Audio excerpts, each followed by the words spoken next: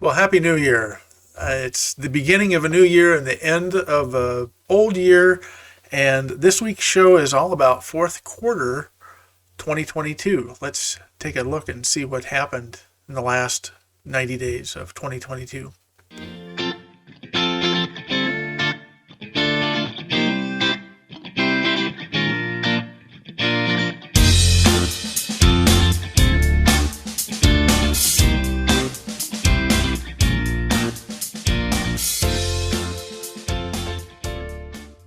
Hey there, welcome to the show. This is the last show of 2022. It's actually being recorded on January 1st. So it's January, it's a 2023 show, but yet we're going to look back at 2022 fourth quarter this week. This is Simply Des Moines weekly market update. My name is Les Solgrove, and this show is all about what's going on in the Des Moines and Central Iowa real estate market. We've done this show since March of 2020 when COVID kind of hit, and we're going to continue to do this show as we move into the new year. So let's get started here. So the weekly dashboard here, even though it says January 21st, the 1st of January is technically the last day of the week. So it's going to fall under week 52 for our dashboard. And a couple things you kind of notice here is that our overall months of inventory is just over 4.5 months, very close to pushing into a buyer's market. That could happen as we move into January. Also, the median sale price has jumped up a little bit this past week. Last week, I think it was $255. It's $262 this week. So we're continuing to see some fluctuations in the marketplace. We'll talk a little bit also about year-to-date closed sales and where all that ended up as well. But new construction homes for sale make up 44% of our inventory as we move into January of 2023. We have 1,217 homes currently on the market as of today, January 1st. In that category, 1,047 in the existing home category, that's 37%. And if you look off to the right there, our 1,320 pending sales is made up of 60%. 60% of those are made up of existing home sales and 21% of new construction. New condo townhomes are still pulling in strong at 10% and 9% for the existing condo townhomes. So the market's doing pretty well, I would say, considering, and that's kind of what we're going to talk about this week. So this is the fourth quarter review. Because it's the end of the week, end of the month, end of the quarter, we're going to talk this week about the quarterly review and kind of look back at 2022 from a quarterly perspective. This will be kind of a primer for my year-end market report that I put out for the entire year here. I'm going to work on that and probably have that out here within about 10 days. I'm going to wait for some data to come in, like some closed sales to finally record and things like that. But also it just takes me that amount of time to kind of compile all the data. So this week we're going to look at fourth quarter. Next week we'll kind of play it by ear and see what we're going to talk about next weekend.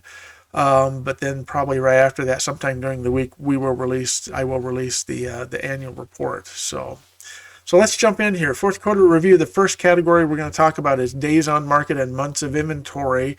And the median days on market as we move into the fourth quarter jumped a little bit. We're at 15 days on market. And before I remind you of what it was last quarter in third quarter, note that we're not too far behind, or actually we're just slightly behind 2020, where we had 14 days and 10 days a year ago at this same time. Now, remember, a year ago at this time, there was no real true indication that rates were actually going to rise. Yeah, we've been hearing that rates were going to rise and they were going to rise, but January 1st hit and they actually did rise. And so that's played havoc on our market. But I think I've got some graphics here this week that are going to convince you that we're not in such a bad place there. So in fact, if you look all the way back to 2017, we had 76 days on the market. I'm not sure what was going on that month or that quarter, but that is median days on market.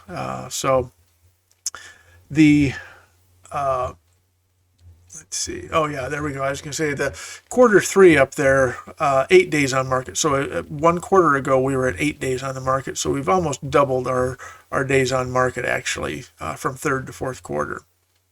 The months of inventory, we're currently at 4.6 months of inventory, where last quarter we were set at 2.5 months.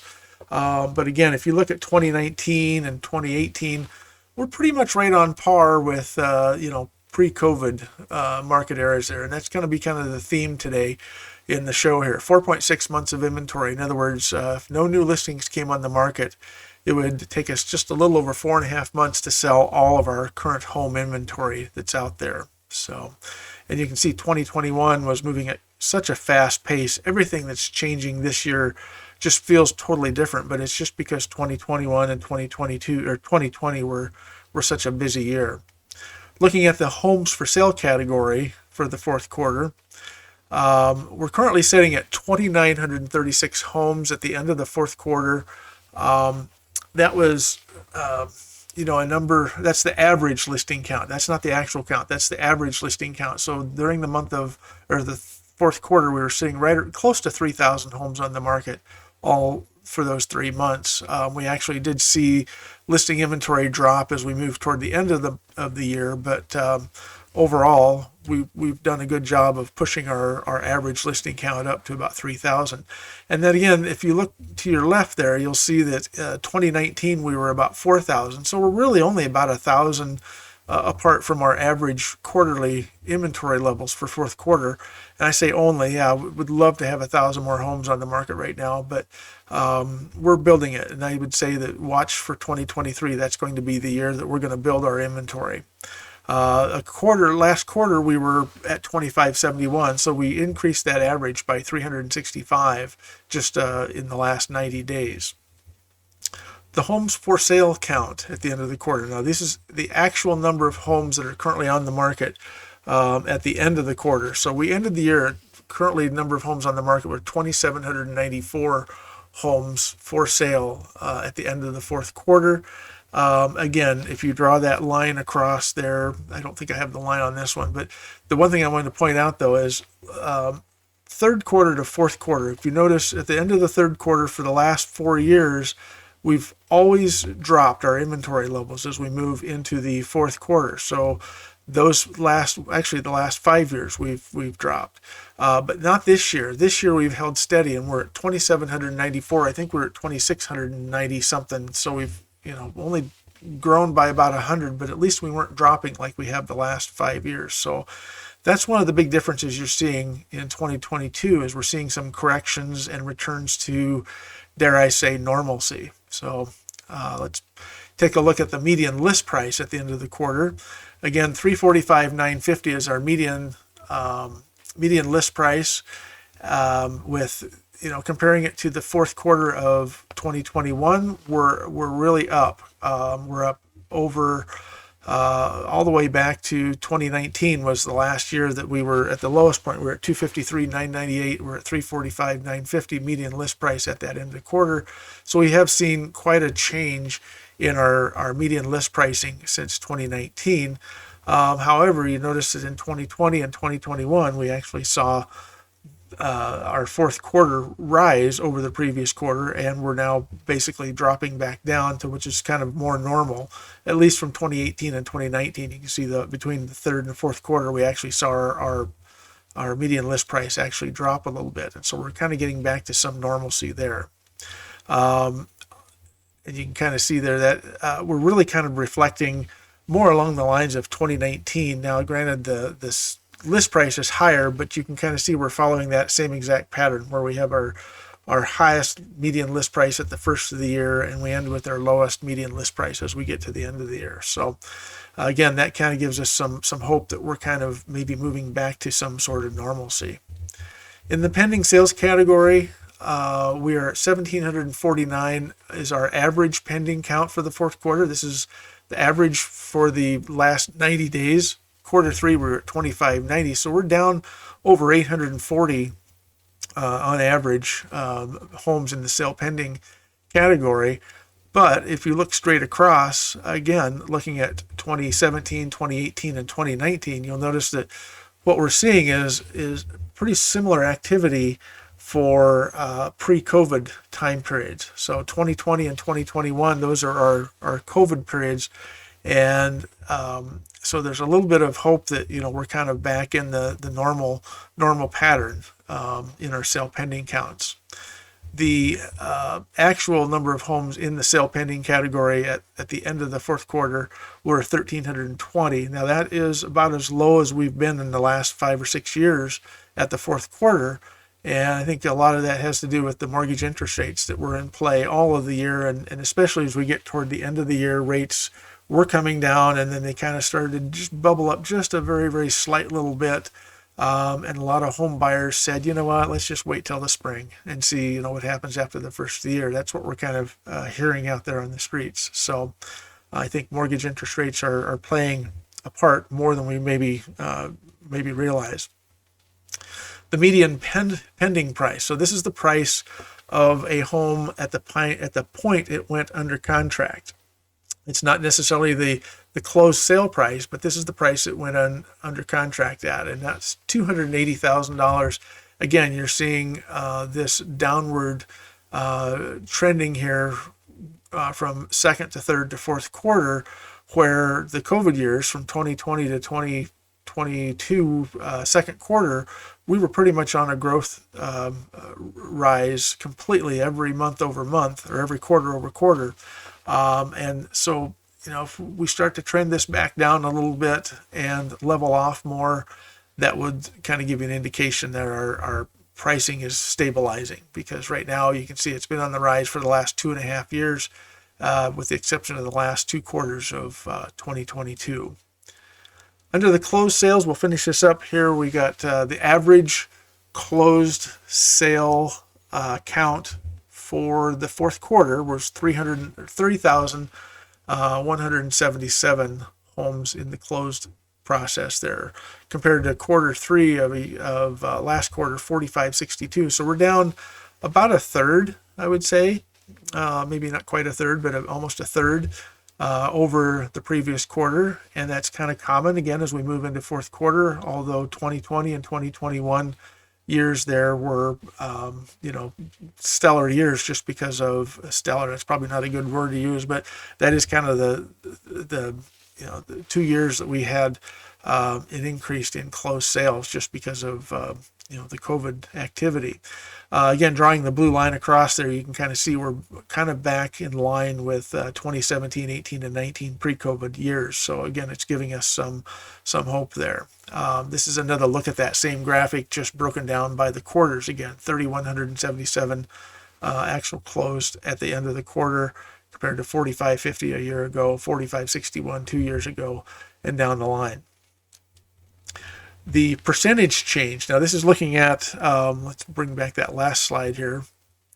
3,177 going from 4,562, that third quarter of 2022, down to 3,177.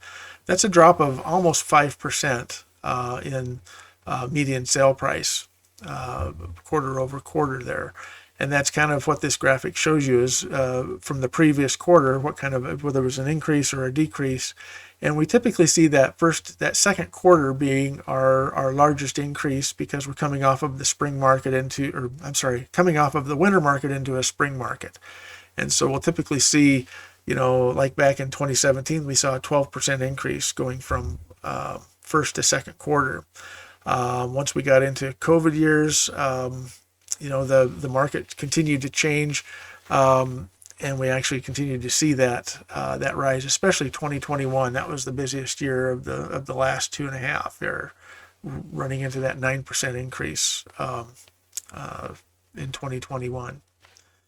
And I believe this should be the final slide here. The year-to-date closed sales at the end of the quarter, where we did end the year 2022 as of December 31st. Now keep in mind, sales are going to continue to come in that were sold but haven't been recorded, but this is the snapshot in time of December 31st. We entered the year at 15,490. My revised projection was 15,500, so we pretty much nailed that one at 15,490, compared to 16,490 2 years ago and 17,500 just last year. So we missed last year's closed sales by almost 2,000 closed sales. But again, with mortgage interest rates and everything, I'm pretty happy to see that we're still beating out 2017, 18, and 19, but we're more or less on track with what we've done in the past years prior to COVID. So yeah, I guess I did have one more graphic, and this is the median sale price, just basically broken down by the quarters here. So really, that's about it for this week. I would say if anything's going to happen in the first quarter of 2023, I would say that we're going to start to see our inventory start to build again.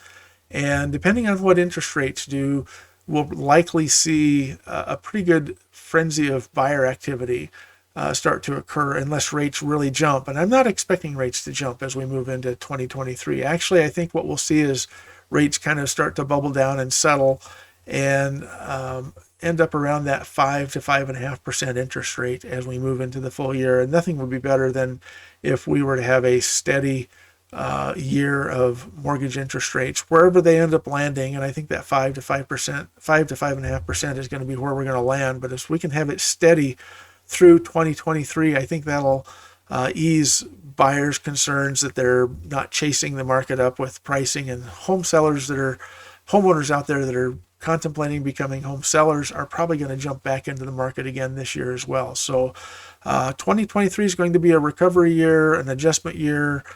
Could be a really strong building year of home inventory as well. So let's just hope that everything moves forward and we don't have any other surprises. So with that, thanks for joining me in 2022.